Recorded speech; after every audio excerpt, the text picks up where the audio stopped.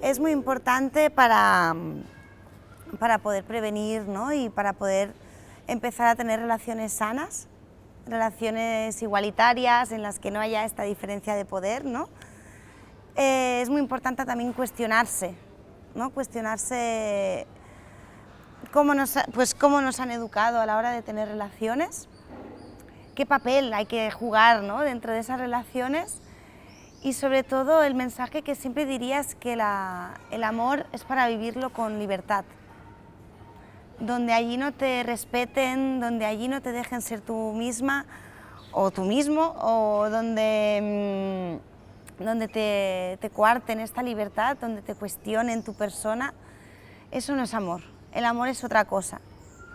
El amor va, por eso, ¿no? Me quedaría con el mensaje de que el amor va de libertad, va de compañeros, va de ser compañeros, de ser equipo, no de ser, no de tener control sobre la otra persona.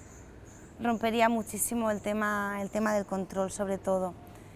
Para todo ello hay que tener una buena autoestima.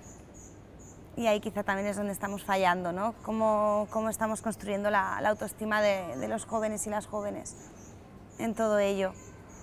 Porque es muy fácil entonces caer en esa dependencia, ¿no? En el que me quieran, en el necesitar la media naranja, en todo esto que nos han dicho que necesitamos para estar plenos, ¿no? Y entonces esto también son mitos que nos hacen mucho daño.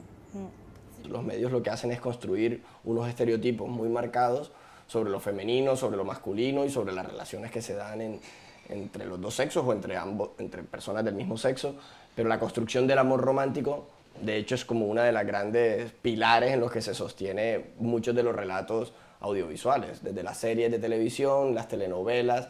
A mí me da un poco de risa porque todo el mundo habla mucho de las telenovelas, de los melodramas, pero el melodrama está, desde Shakespeare hasta la última peli de Netflix, está llena de melodramas y está llena de contar historias, de pareja, ¿no? Y esas historias de pareja, por lo general, hoy en día, siguen reproduciendo los mismos estereotipos de ese amor romántico en el que el uno no puede vivir sin el otro, en el que si el otro no está se muere, en el que la media naranja, en el que no hay felicidad posible más allá de la pareja. Y claro, todas estas cosas condicionan a los adolescentes a buscar la felicidad más en el otro que en sí mismos, o más en el que dirán que en sí mismos.